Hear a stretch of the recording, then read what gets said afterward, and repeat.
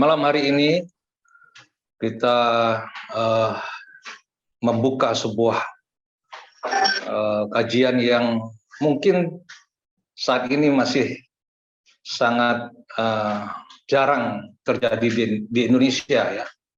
Satu topik yang barangkali belum dibuka atau dibahas secara meluas di Indonesia, terutama di kalangan sekolah-sekolah. Apa topik itu? Topik itu adalah tentang branding promise ya. Ini adalah webinar kita yang ketujuh ya, kalau nggak salah ini yang ketujuh ya. Di luar webinar yang kami selenggarakan khusus dengan sekolah-sekolah tertentu ya. Dan selalu akan ada, kita usahakan setiap bulan akan selalu ada tema-tema, topik-topik yang membuka cakrawala, yang mendorong keberanian dari Bapak Ibu, terutama para pemegang polisi ini ya, Bapak Ibu kepala sekolah ini ya, untuk selalu membranding sekolahnya. Bapak Ibu sekalian, satu hal yang mungkin harus selalu saya sampaikan, mengapa saya dengan Bu Rohma ini ya mau ya, terjun ya, bahkan sampai ke daerah-daerah ya, untuk menyebarkan ilmu komunikasi branding ini. Ya, karena kami, terutama saya dengan Bu Rohma ini, tidak rela ya sekolah ini akan diambil alih oleh digital platform ya. Di masa depan ya Bapak Ibu sekalian, saya sering menyampaikan ini di berbagai kesempatan bahwa jika sekolah-sekolah tidak menyesuaikan diri dengan perubahan, maka anak-anak kita akan mengambil digital platform ya sebagai sekolah mereka ya. Jadi sekolah-sekolah yang sekarang sedang kita bangun itu akan mulai kehilangan pamor. Saya sampaikan bahwa Bapak Ibu sekarang harus benar-benar perhatian, ya, memberi perhatian kepada digital trend ya yang selalu terus-menerus berkembang. Hari ini Bapak Ibu kita masih bisa mempromosikan sekolah ya ke orang-orang tua murid ya, sehingga nanti pada gilirannya orang-orang tua murid ini yang akan mendorong anak-anaknya untuk bersekolah ya. Tapi ada satu masa yang kita mungkin akan masuk ke titik itu, di mana anak-anak tidak lagi mau mendengar orang tuanya karena mereka merasa berhak menentukan masa depannya sendiri. Di saat itulah kemudian jika misalnya mereka dipaksa untuk bersekolah di tempat kita sekarang ini, mereka akan bertanya ke orang tuanya, untuk apa kami bersekolah? Jika kita jawab agar kamu jadi anak pintar, mereka bilang mereka bisa belajar di digital platform. Nah, Bapak Ibu sekalian, itulah sebabnya mengapa kami selalu mendorong Bapak Ibu sekalian untuk masuk ke dalam digital branding ini gitu ya. Ini adalah pengantar pertama dari saya. Nah, baiklah, kita masuk saja ke materinya ya. Saya akan share.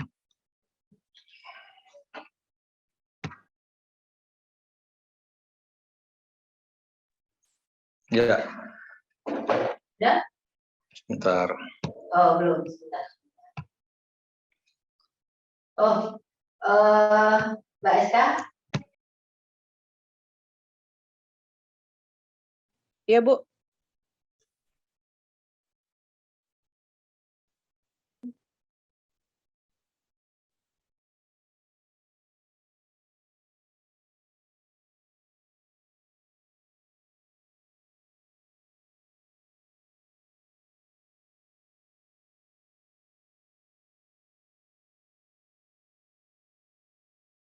Belum jadi host, Mbak Eska? Belum jadi co-host. Belum jadi co-host? Oh, bentar. Sudah. Ya. Ya. Baik.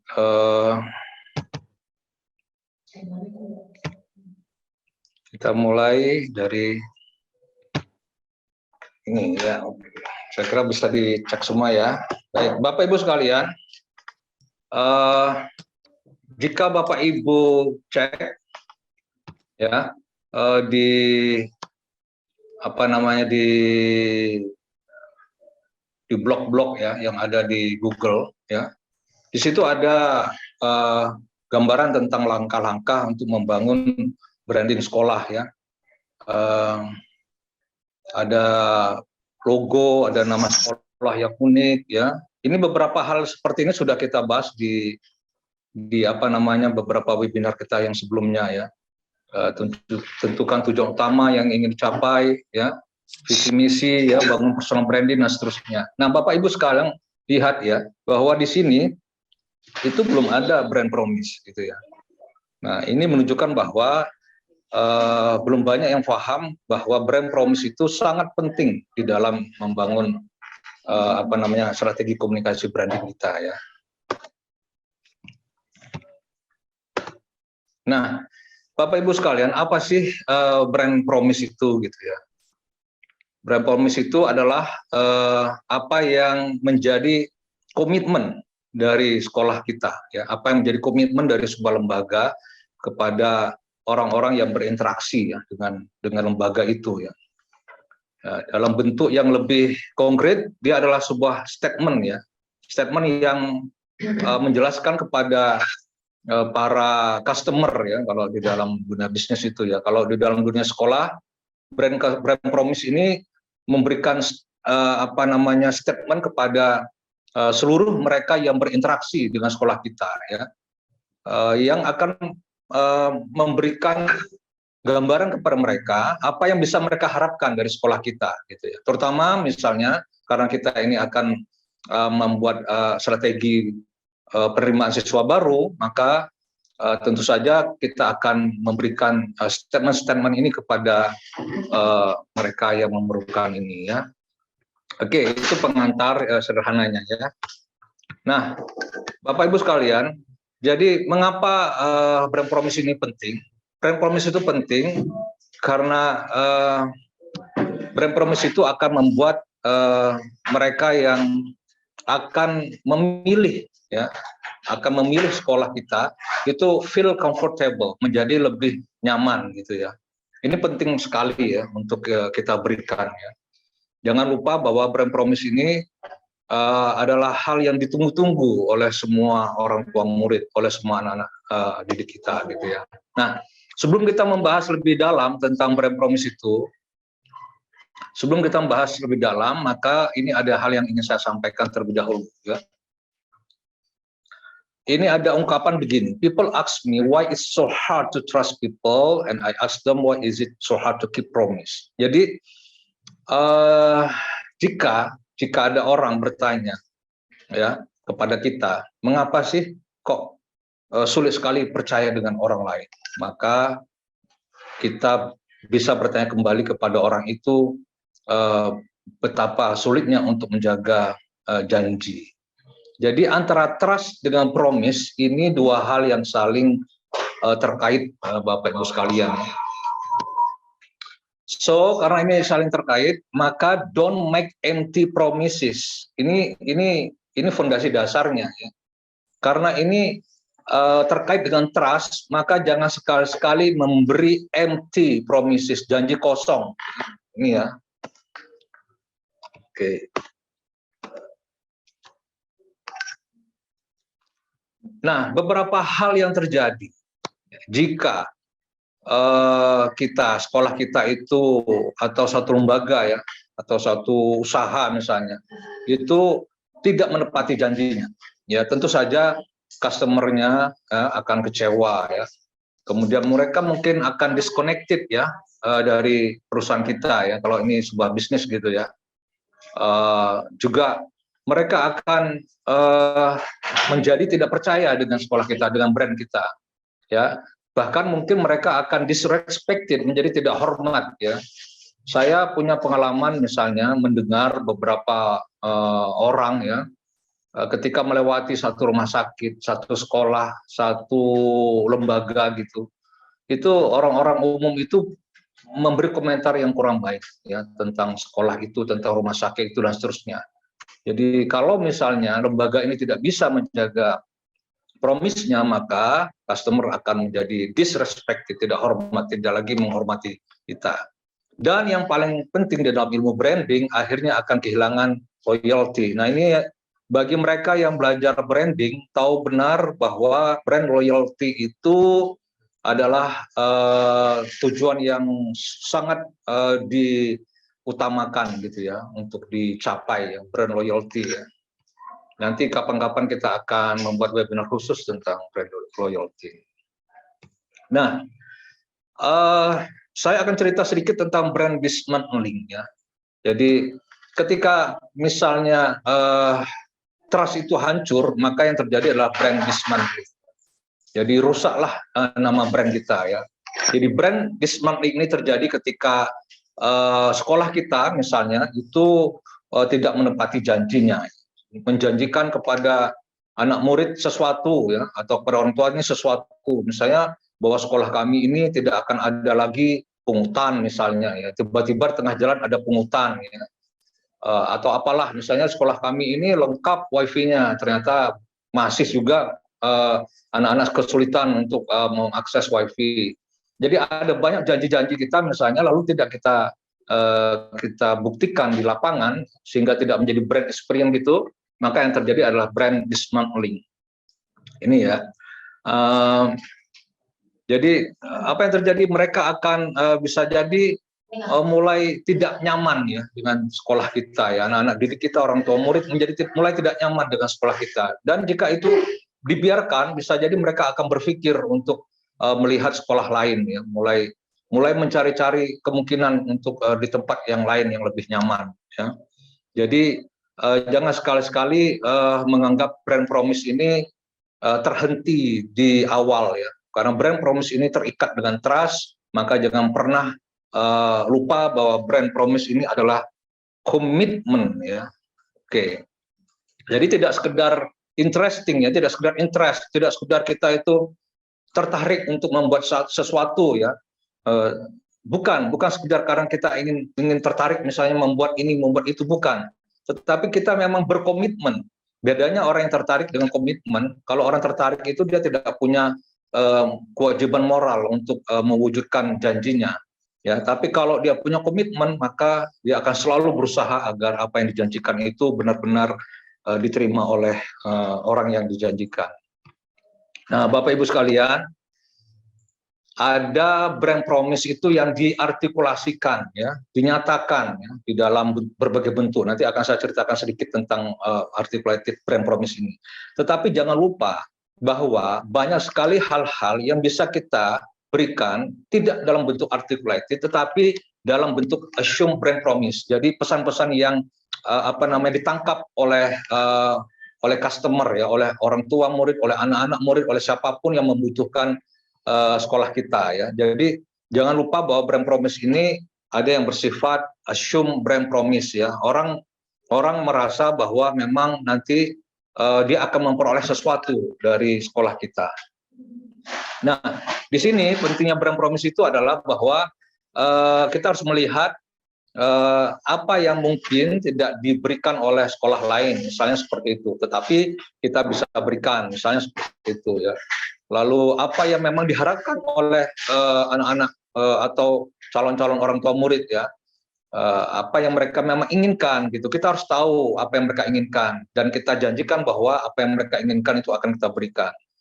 Dan kemudian kita juga harus memberikan kejelasan kepada mereka di mana letak positioning sekolah kita ini gitu ya.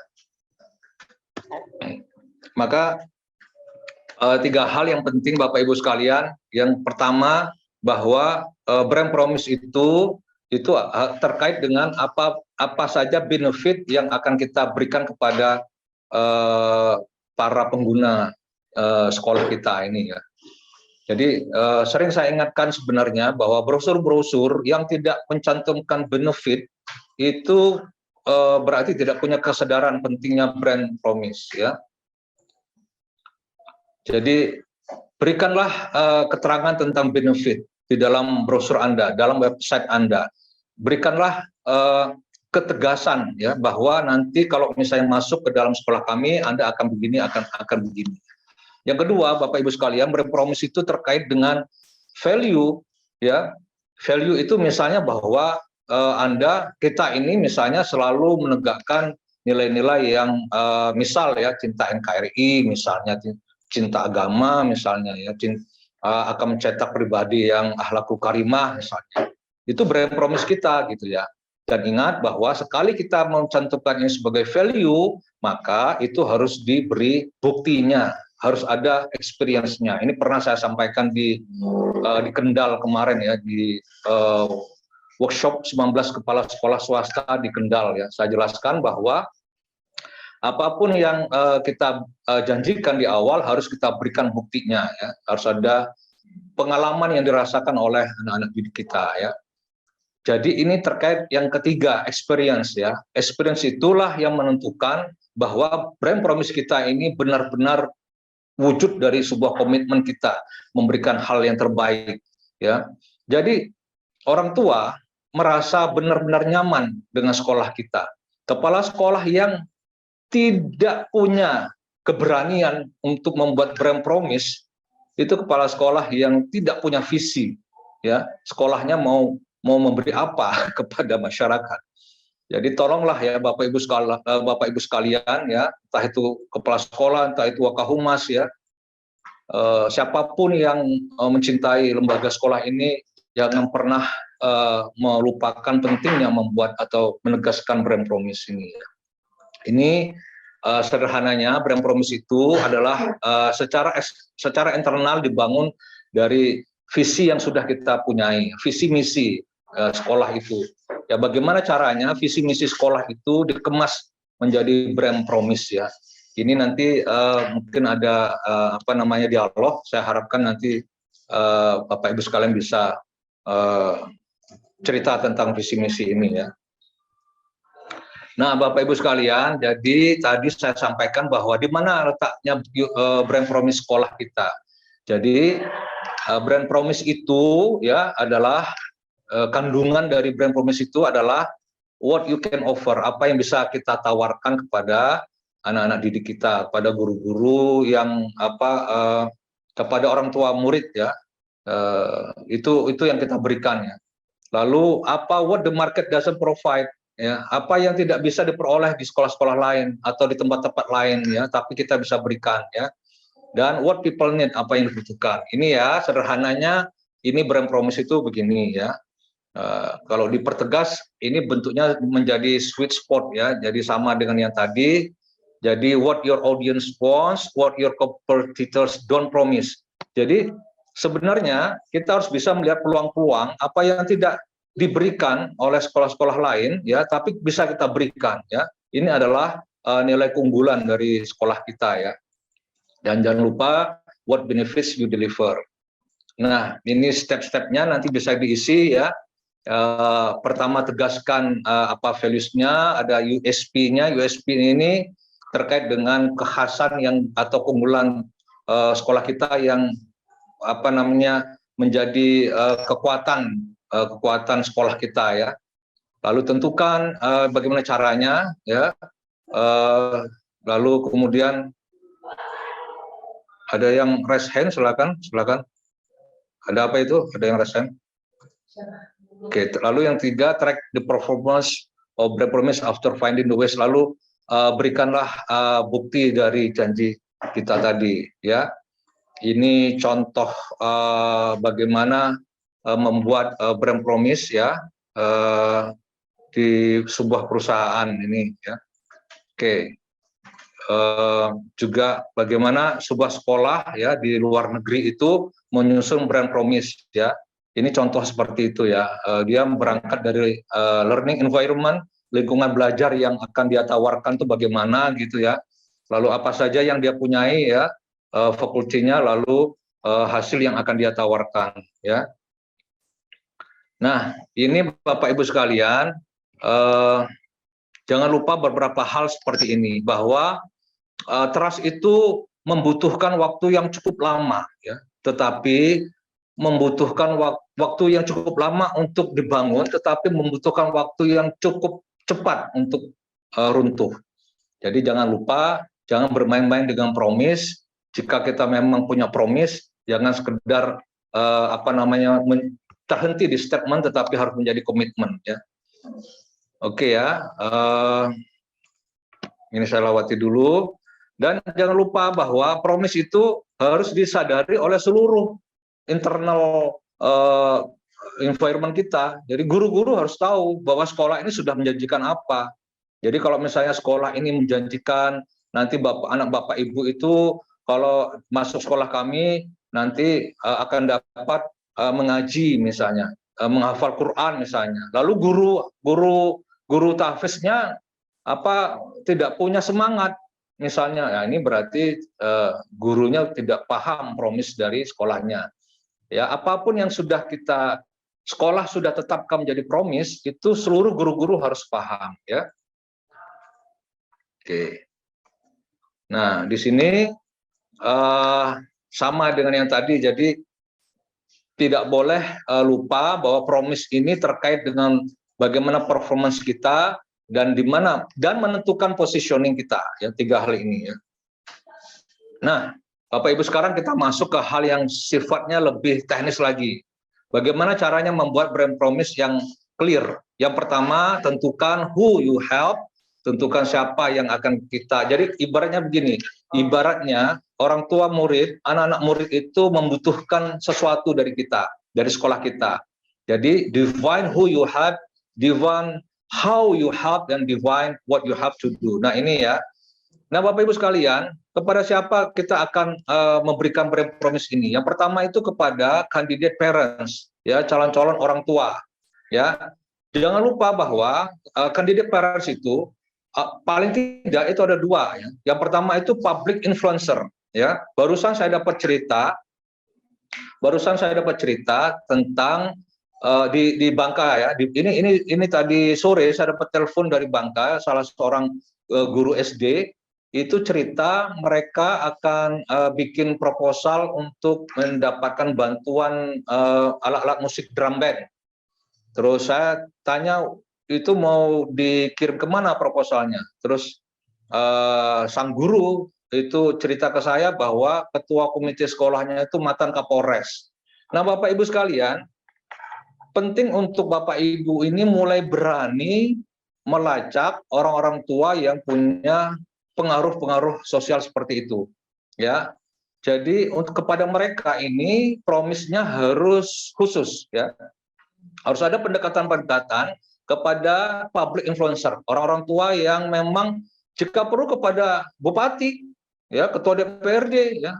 Coba dekati ke sana, ya, berikan brand promise-nya. Kalau anak Bapak masuk sekolah kami, nanti begini loh Pak, anaknya akan begini, akan dapat ini dan sebagainya. Nah ini jangan diremehkan strategi seperti ini gitu ya. Lalu yang kedua, usual parents. Umumnya orang tua itu apa sih? Yang saya maksud dengan usual parents bukan orang tua kebanyakan yang sifatnya itu tidak ada nilai, tidak. Usual parents itu maksudnya adalah rata-rata orang tua itu ingin anaknya itu masuk ke sekolah yang bagus, harganya murah. Itu usual parents itu. Coba dibuat survei pasti begitu gitu ya. Nah, bagaimana dengan bahasa yang usual parents ini, brand promise-nya gitu ya.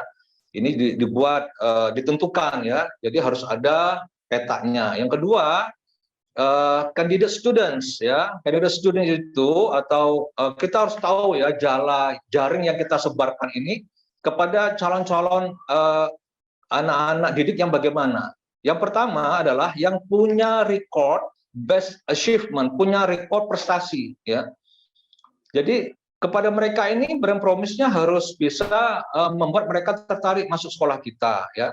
Coba lihat ya seluruh anak-anak yang punya prestasi di sekolah-sekolah itu. Jika misalnya Bapak Ibu ini adalah kepala sekolah SMA, nah sudah harus punya nih data-data anak-anak yang punya prestasi di SMP. Jika Bapak Ibu ini kepala sekolah SMP, harus punya data-data prestasi anak-anak SD dan seterusnya dan seterusnya. Jadi brand promise kita harus membuat anak-anak yang punya prestasi ini merasa bahwa sekolah kita ini tempat yang bisa dipercayai untuk menjaga keberlangsungan prestasi mereka.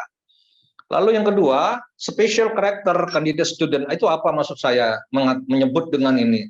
Anak-anak yang punya karakter khusus, special character ya, special character. Jadi mereka ini mungkin bisa saja misalnya adalah anak-anak yang mengalami keterbatasan fisik misalnya ya, disabilitas. Saya sering mengingatkan jangan pernah meremehkan anak-anak yang punya keterbatasan fisik, karena Stephen Hawking itu orang yang tidak bisa melakukan apapun tanpa mesin. Jadi dia tuh menoleh aja pakai mesin, ya. Tetapi dia adalah seorang pakar fisika terhebat abad ini. Itu Stephen Hawking, ya. Nah, bayangkan jika dia ini misalnya tidak ada sekolah-sekolah yang mau menerima dia, gitu ya. Nah, Bapak Ibu sekalian, special karakter anak-anak yang punya karakter-karakter khusus ini harus diberi peluang untuk masuk ke sekolah Bapak Ibu dan berikan janjinya bahwa mereka akan aman di sekolah Bapak Ibu. Yang terakhir, ini adalah institusi, community atau company. Berikan brand promise Anda kepada sekolah-sekolah atau komunitas atau perusahaan dengan pendekatan filantropi misalnya. Filantropi itu apa? Begini, banyak sekali panti asuhan yang anak-anaknya itu punya prestasi. Jika Bapak Ibu bisa berkomunikasi dengan para pimpinan panti asuhannya, ya, lalu memberikan brand promise bahwa misalnya nanti sekolah Anda, sekolah kami ini, insya Allah nanti anak-anak yang dari sini akan diberi bantuan, misalnya potongan harga dan sebagainya, lalu akan berkembang dan sebagainya. Lalu kepada perusahaan-perusahaan juga sama ya, berikan pendekatan kepada perusahaan-perusahaan bahwa mereka ini kalau misalnya ada biaya yang dikeluarkan untuk memenuhi CSR, untuk memenuhi tanggung jawab sosial mereka, maka sekolah kami ini tempat yang tepat ya untuk menerima CSR itu, gitu ya. Ajukan proposalnya, berikan brand promise-nya. Lalu ada captive market school. Apa itu captive market school? Berikan brand promise kepada sekolah-sekolah, ya, misalnya kalau Bapak Ibu ini SMP, ya, nyebar jalannya ke sekolah-sekolah ya tertentu ya, berikan brand promise yang di situ, gitu ya.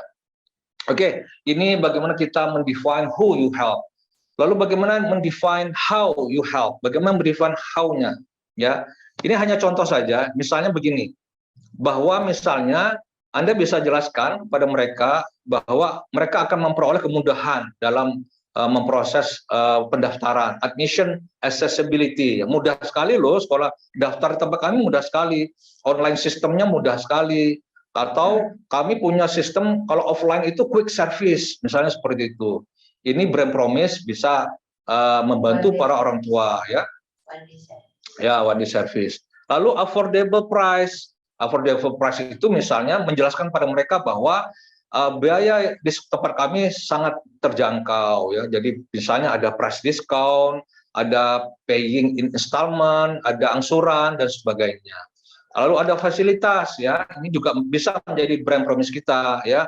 Dukungan online support, ada perpus ya, ada tempat olahraga, ada laboratorium IT, ada UKS yang serius gitu ya. UKS itu bisa jadi branding loh Bapak Ibu sekalian ya. Lalu ada online payment ya, pembayaran SPP mudah ya. Oke, dan terakhir misalnya ada students development. Ini penting banget untuk student development itu ya. Misalnya ada specific competence, ada caring teachers dan sebagainya. Baik, Bapak Ibu sekalian, lalu bagaimana mendefinisikan what you have to do? Ya, ini tentang program-program apa yang bisa kita lakukan untuk mereka. Ya, karena ini terkait dengan promise, maka brand promise yang terkait dengan ini itu harus bisa menjelaskan hal-hal yang memenuhi unsur-unsur emosional mereka, fungsional mereka. Lalu ada global promise, ada social promise. Ini tidak saya rinci dulu, nanti jadi PR kalau misalnya ada tanya jawab. Nah, Bapak Ibu sekalian, pertanyaan berikutnya, ini saya akan giring Bapak Ibu sekalian masuk ke brand storytelling-nya Bu Rohma. Ya, pertanyaan besarnya adalah bagaimana membuat brand promise kita itu memorable. Ini yang paling penting. Bagaimana membuat brand promise itu mudah diingat. Ya, ingat ya, ini kuncinya ya.